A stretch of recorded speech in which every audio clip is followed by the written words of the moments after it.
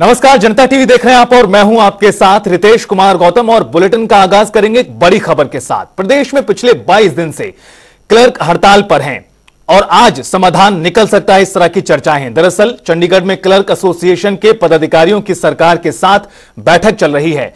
बैठक को लेकर मुख्यमंत्री के ओएसडी जवाहर यादव ने भी बयान दिया और साफ किया कि क्लर्क का मानदेय 34,500 नहीं किया जा सकता, क्योंकि सरकार पंजाब, यूपी, राजस्थान, हिमाचल प्रदेश से ज्यादा मानदेय दे रही है। जवाहर यादव ने इस दौरान विरोधियों पर भी तंज कसा और कहा कि अगर कांग्रेस और आम आदमी पार्टी क्लर्क हड़ताल को समर्थन कर रही है तो आम आदमी पार्टी की सरकार दिल्ली और पंजाब में, तो वहीं भूपेंद्र हुड्डा भी हिमाचल में, प्रदेश में हरियाणा से ज्यादा मानदेय दिलवाकर दिखाएं। मानना है हम क्लर्क को अपने आसपास के जितने राज्य है, पंजाब है, हिमाचल है, यूपी है, राजस्थान है, इन सबसे ज़्यादा ऑलरेडी दे रहे हैं। हमने इनके लिए एक प्रपोजल इनको दिया था, उसमें ये सहानुभूतिपूर्वक अगर उस पर मानते हैं तो हम निश्चित रूप से उनके कमिटमेंट के साथ आगे बढ़ना चाहते हैं। 34,500 नहीं हो सकता, हमने पहले दिन ही बता दिया था। और दूसरा, ऑलरेडी जो उनके समर्थन में खड़े हैं, हुड्डा साहब खड़े हैं, तो हुड्डा साहब वो हिमाचल में लागू करा दे। आम आदमी पार्टी हरियाणा खड़ी है, सुशील गुप्ता जी या जो उनके कोई है ढांडा जी, वो इनके पक्ष में बोलते हैं तो पंजाब में वो लागू करा दे। आज भी हरियाणा क्लर्क में अगर सबसे अधिक पे कर रहा है अपने अड़ोस पड़ोस के राज्य में, तो वो हरियाणा कर रहा है। उसके बावजूद भी हम उसमें बढ़ोतरी करने को तैयार है। तो ये क्लर्क को समझना होगा और मुझे लगता है कि क्लर्क में अधिकांश क्लर्क इस चीज़ को समझते हैं। तो मुझे लगता है कि हम सकारात्मक, अगर उन्होंने भी थोड़ा भी सकारात्मक रुख किया तो ये मुद्दा आज खत्म हो जाना चाहिए। क्या ऑफर है सर? तो सुना आपने मुख्यमंत्री के ओएसडी जवाहर यादव क्या कह रहे हैं। सवाल भी उठाए विपक्षी पार्टियों पर, साथ ही साथ ये भी कहा है कि संभव नहीं 34,500 कर दिया जाए मानदेय। इसी मुद्दे पर ज्यादा बातचीत के लिए हमारे साथ दो खास मेहमान जुड़ गए। हमारे साथ रविंद्र ढुल जी हैं कांग्रेस पार्टी की ओर से, हमारे साथ रमन मलिक जी हैं भारतीय जनता पार्टी की ओर से। और कार्यक्रम को आगे मैं बढ़ाऊंगा रविंद्र ढुल जी आपके साथ। अब ओएसडी ने तो साफ कर दिया है, मुख्यमंत्री के ओएसडी साफ कह रहे हैं 34,500 होना तो संभव नहीं है।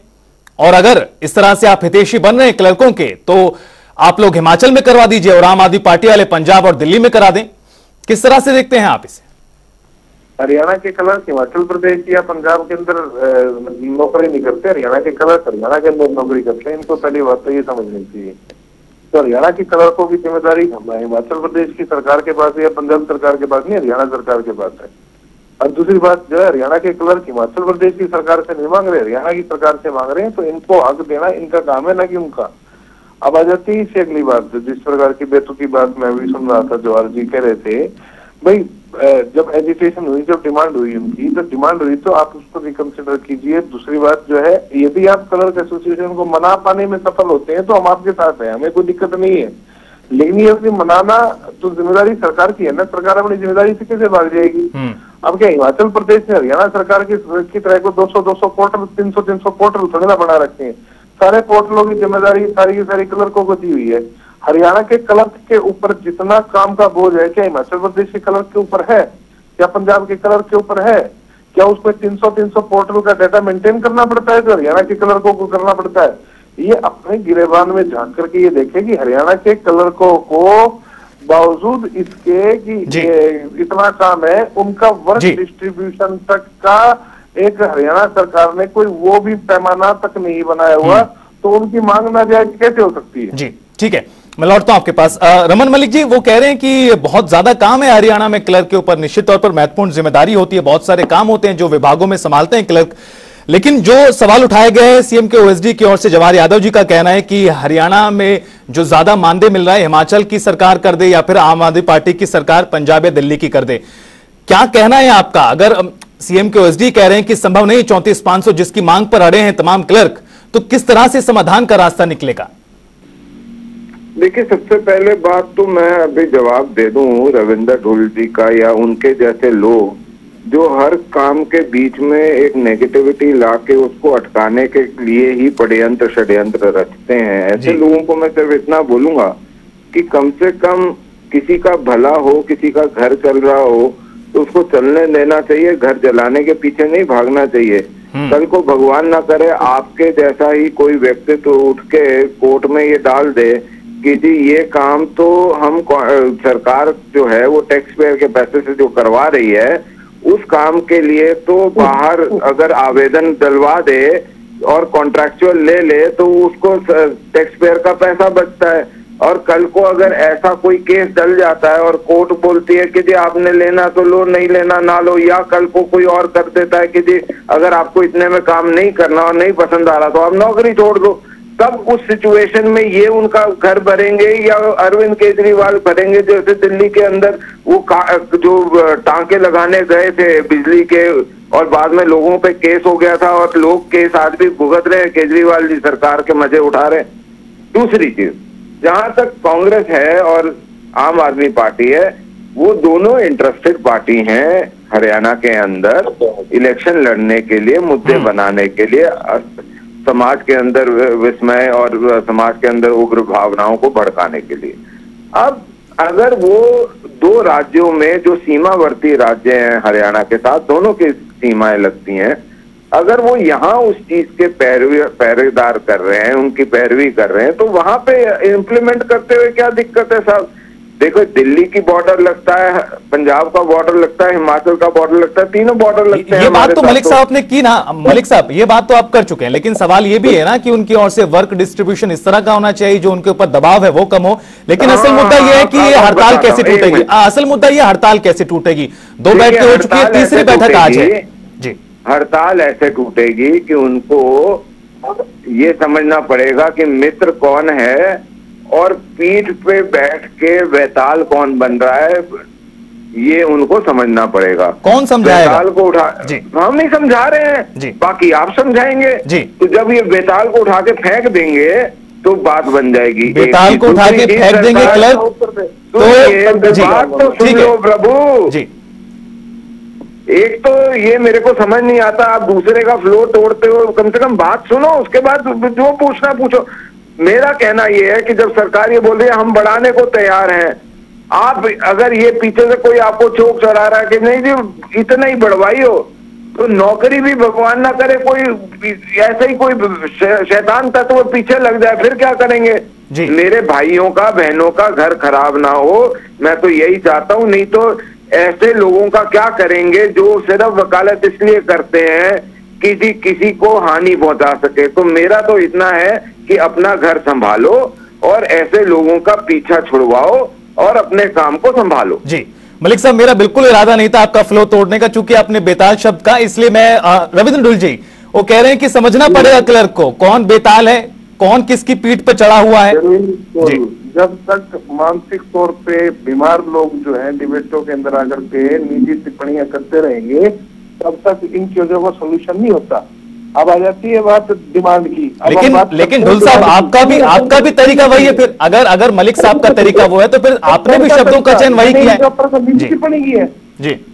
ये मानसिक तौर पे बीमार है, इनकी जो चारों तरफ जो राउंड का कॉर्नर है ना, मेरे आगे पीछे घूमते हैं, जिससे सारा विपक्ष तो मैं ही चला रहा हूँ जी। तो इनको कहना चाहिए कि इनको अपना इलाज कराए, लेकिन मेरे को इनकी समस्या से प्रॉब्लम नहीं है।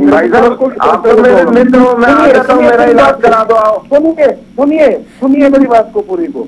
अब जब अगर आपको लगा तो मैं आ जाता हूँ, इलाज करवा दूंगा। ठीक है, एक एक करके सुनिए ढुल साहब जी। डिबेट मुद्दे पर ही ढुल साहब, मुद्दे पर ही जी। कांग्रेस किया था कि भाजपा की अगर नहीं किसी ने व्यक्तिगत नहीं कहा, मलिक साहब और ढुल साहब एक एक करके सर। आप मेरे दुश्मन तो नहीं हो ना, अपनी थोपने का काम नहीं कर रहा हूँ आपके पास, आप बीमार लोग हैं। ठीक है, लेकिन ये व्यक्तिगत आक्षेप ना लगाया जाए प्लीज, व्यक्तिगत आक्षेप नहीं। ठीक है ढुल साहब मेरा सवाल है, ढुल साहब मेरा एक सवाल है। मैं बोल रहा हूँ, आपने बोला दिमागी रूप से खराब है। मैंने टोका मलिक साहब, मैंने उस वक्त ही टोका। मेरा इलाज करा दो मलिक साहब, मैंने उस वक्त ही टोक दिया जी। सरकार आप करो ना, ठीक है ढुल साहब सवाल ये है, ढुल साहब ठीक है, ये व्यक्तिगत आक्षेप नहीं प्लीज। मेरा इलाज और कुछ नहीं सिखाते क्या आपको? ठीक है, मुद्दे पे रहते हैं ढुल साहब मुद्दे पे रहते हैं। ढुल साहब सवाल ये है, ढुल साहब और काम नहीं है आपको कुछ। ठीक है, रमन मलिक साहब और रविंद्र ढुल जी प्लीज एक एक करके, प्लीज एक एक करके सर। नहीं अभी क्या बोला आपने? खुद घर खाली बैठे हैं, खुद घर खाली बैठे हैं, किसी के प्रोफेशन में टिप्पणी करेंगे आप? क्या हुआ ये खाली कहाँ बैठा हूँ भाई? ठीक है, आप प्लीज दोनों रुकिए, प्लीज डिबेट कहीं और चली जाएगी। अगर आप लोग ऐसे ही आपस में उलझेंगे तो डिबेट कहीं और चली जाएगी, चर्चा जो होनी है वो समझ नहीं आएगी। ठीक है, मलिक साहब आप रुक जाइए, ढूल साहब प्लीज आप भी रुक जाइए प्लीज। आप दोनों से मेरी रिक्वेस्ट है, प्लीज अब मुद्दे पे रहते हैं जी। ठीक है, आप दोनों प्लीज आपस में ना उलझे प्लीज। क्लर्क सुन रहे हैं, क्लर्क आप तमाम जो प्रदेश के क्लर्क है वो भी सुन रहे हैं, दोनों ही जिम्मेदार पार्टियों के नेताओं को, प्रवक्ताओं को। ढुल साहब मेरा एक सवाल है, 2 बैठकें हो चुकी है, तीसरी आज बैठक है, कितनी आपको उम्मीद है कि आज की बैठक में समाधान हो सकता है? मैं यही कह रहा हूँ, यदि क्लर्क एसोसिएशन को ये सेटिस्फाई कर सकते हैं तो मैं इनके साथ हूँ, लेकिन अब ये सुने तभी तो, लेकिन ये सुनेंगे नहीं, लेकिन ये दिमाग कहीं और चलता है। अब मैंने ये कहा कि हिमाचल प्रदेश के अंदर एम्प्लॉइज ने ओल्ड पेंशन स्कीम की मांग की है, हिमाचल प्रदेश सरकार ने देने का काम किया जी। हरियाणा के अंदर एम्प्लॉइज सारे हरियाणा के अंदर पैदल साइकिलों के पर चक्कर काट के कमेटी बनी, इनसे ढंग से बनाई गई। एम्प्लॉइज के राइट को कैसे डिफेंड किया जाता है, हमारी कांग्रेस को भारतीय जनता पार्टी से सीखने की जरूरत नहीं है जी, बिल्कुल भी जरूरत नहीं है। यदि हिमाचल प्रदेश के एम्प्लॉइज उसको मांगने का काम करेंगे, ठीक है, जवाब मलिक साहब जी, ढुल साहब हो गया, लेकिन इनसे मांगा जा रहा है तो देना इनकी जिम्मेदारी। ठीक है, जिम्मेदारी सरकार की है, मलिक साहब, ढुल साहब कह रहे हैं जी। देखिए, सबसे पहली बात, ओल्ड पेंशन स्कीम का रेफरेंस दे रहे थे, वो कांग्रेस ने लागू करी थी जब ये इनेलो में थे, तब भी इसके ऊपर इन्होंने बहुत कुछ बोला था। टीवी पे आके जब ये बीजेपी में 2-4 दिन हफ्ते के लिए आए थे तब भी बोला था, आज कांग्रेस में गए तब व्यक्तिगत आक्षेप नहीं, मलिक साहब प्लीज आप ठीक है मलिक साहब अपनी बात पूरी कीजिए, मलिक साहब अपनी बात पूरी कीजिए। तो इनको ये भी ज्ञात होना चाहिए। ठीक है मलिक साहब और ढुल साहब माफ कीजिएगा, आप दोनों को रोकना पड़ रहा है। रमन मलिक जी और रविंद्र ढुल जी माफ कीजिएगा, समय की थोड़ी कमी, आप दोनों का बहुत शुक्रिया हमारे साथ जुड़ने के लिए, बातचीत के। बहरहाल सवाल यह है कि जो 2 बैठकें हो चुकी हैं और जो तीसरी बैठक है, समाधान का रास्ता क्या होगा, किस तरह से समाधान नहीं गया, इसको लेकर सरकार गंभीर भी है और निश्चित तौर पर प्रयास भी किए जा रहे हैं जो दिखाई देते, लेकिन फाइनल रिजल्ट क्या होगा वो बड़ा सवाल है।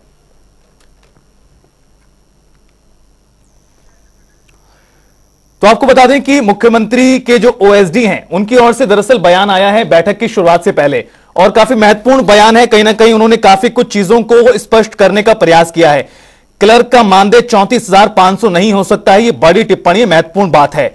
उन्होंने दूसरी पार्टियों पर भी सवाल खड़े किए हैं। उनका कहना है कि अगर भूपेंद्र हुड्डा इस तरह से हितैषी हैं क्लर्क के लिए तो वो निश्चित तौर पर हिमाचल प्रदेश में इतना मानदेय करा दें। दूसरी तरफ आम आदमी पार्टी अगर सवाल उठा रही है तो दिल्ली और पंजाब में इस फैसले को लागू कर दिया जाए। हमारी कोशिश है क्लर्क के फायदे में ही फैसला हो, यह कहना है मुख्यमंत्री के ओएसडी का। पूर्व की बैठकों में भी बातचीत हुई, क्या कुछ मांगी थी ओएसडी उनकी क्लर्क की ओर से, वो कहीं ना कहीं सरकार के पास पहुंची है। सरकार ने अपना काम किया है और आज की बैठक काफी महत्वपूर्ण है। और हमारे वरिष्ठ सहयोगी पवन सिवर हमारे साथ जुड़ गए ज्यादा बातचीत और ताजा अपडेट्स के लिए। पवन, 2 बैठकें हो चुकी हैं, तीसरी बैठक आज है, लेकिन मुख्यमंत्री के ओएसडी का बयान है बैठक की शुरुआत से पहले 34,500 नहीं हो सकता है मानदेय, उन्होंने स्पष्ट कर दिया है। तो फिर बीच का रास्ता क्या कुछ दिखाई दे रहा है आपको? देखिए, अभी काफी लंबी बातचीत आज हुई है और ये तीसरी बार बातचीत हो रही है। इससे पहले भी आज जो क्लर्क एसोसिएशन का प्रतिनिधिमंडल है वो 2 बार सरकार के साथ बातचीत कर चुका है। आज तीसरे दौर की बातचीत जो है वो इस वक्त हुई है। अभी बातचीत खत्म हुई है, लेकिन क्या बातचीत में तय हुआ है, कोई सहमति बनी है या नहीं बनी है, इसके ऊपर थोड़ी देर में स्थिति साफ हो पाएगी। क्योंकि बैठक जहां चल रही थी उस जगह से मुख्यमंत्री ओएसडी जवाहर यादव बाहर निकल चुके हैं। इसके साथ ही जो मुख्यमंत्री के प्रधान सचिव है वीर शंकर वो भी बाहर जा चुके हैं। लेकिन अभी जो अंतिम फैसला क्या लिया गया है, रणनीति क्या बनी है, इसके ऊपर थोड़ी देर में तस्वीर साफ हो जाएगी। लेकिन जो 35,400 ग्रेड पे की मांग क्लर्क जो है वो प्रदेश भर में हड़ताल के जरिए कर रही है और इसी मांग को लेकर आज उनका प्रतिनिधिमंडल सरकार के साथ बातचीत करने के लिए पहुंचा है। लेकिन सरकार ने ये साफ कर दिया है कि 35,400 संभव नहीं है, क्योंकि जो अंतर है वो बड़ा अंतर है। अब 19,000 जो ग्रेड के हैं उसको 33,000 तक लेकर जाने में आज सरकार के सामने बड़ी चुनौती है। वित्तीय जो भार है वो सरकार के दलील की बहुत ज्यादा सरकार पे पड़ता है और ग्रेड पे 35,400 नहीं दिया जा सकता है। ऐसे में बीच का रास्ता क्या कोई निकला है, या जो बीच का रास्ता सरकार निकालना चाहती थी उसके ऊपर क्लर्क एसोसिएशन का प्रतिनिधिमंडल संतुष्ट हुआ है या नहीं हुआ है, ये कुछ ही मिनट के बाद स्थिति साफ हो जाएगी। क्योंकि बातचीत का जो दौर है वो लगभग खत्म हो चुका है, लेकिन अभी जो अंतिम जानकारी है वो निकल कर आना बाकी है। पवन, एक काफी महत्वपूर्ण इस पूरे मामले में देखा जाए तो लगातार सरकार की ओर से बैठकें की जा रही हैं। तीसरी बैठक है, कहीं ना कहीं सरकार भी इस पूरे मसले को गंभीरता से ले रही है, लेकिन विरोधी पार्टियों की ओर से सवाल उठाया जा रहा है कि सरकार कहीं ना कहीं बहुत ज्यादा दबाव डालती है, प्रदेश के क्लर्क के ऊपर बहुत ज्यादा काम दिया जाता है, लेकिन दूसरी तरफ सरकार यह भी कह रही है कि इतना संभव नहीं है। ऐसे में सवाल यही कि जो अभी काम प्रभावित हो रहा है, बड़ा सवाल है कि पहले हड़ताल खत्म हो और जो काम प्रभावित हो रहा है उसको किस तरह से रोकने का प्लान सरकार के पास है। फिर देखिए, लगातार कोशिश सरकार ने की है। आज से पहले भी 2 दौर की बातचीत हुई है, लेकिन क्लर्क एसोसिएशन के प्रतिनिधिमंडल ने साफ तौर पर इनकार कर दिया था और ये साफ कर दिया था कि जब तक उनकी ग्रेड पे 35,400 की मांग को मंजूर नहीं किया जाता तब तक वो काम पर नहीं लौटेंगे। और इसी के चलते करीब 3 सप्ताह से प्रदेश में लगातार हड़ताल क्लर्क जो है वो किए हुए हैं और इसके चलते काफी कामकाज जो है वो प्रभावित हुआ है। अगर एक मोटे आंकलन की बात करें और जो जानकारी है उसके आधार पर बात करें तो करीब करीब 200 करोड़ रुपए का नुकसान अभी तक सरकार को इन 3 सप्ताह की हड़ताल में हो चुका है। क्योंकि जो ट्रांसपोर्ट डिपार्टमेंट से जुड़ा हुआ काम है, यानी जो वाहनों का पंजीकरण है वो नहीं हो पा रहा है।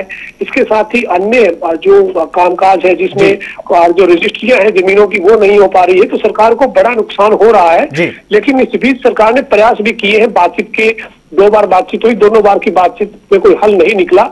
सरकार के सामने चुनौती है। क्लर्क एसोसिएशन जो है वो आज की तीसरी बार की जो बातचीत है इसके बाद अपना क्या स्टैंड रखती है थोड़ी देर में साफ हो जाएगा। सरकार ने बीच का रास्ता जो निकाला है, क्या उसके ऊपर कोई सहमति बनी है नहीं बनी है, ये थोड़ी देर बाद तस्वीर साफ हो जाएगी। बहुत बहुत शुक्रिया पवन, तमाम जानकारी विस्तार से देने के लिए। थोड़ा इंतजार करना पड़ेगा कि आखिरकार क्या कुछ आज की बैठक में हुआ है वो जानने के लिए।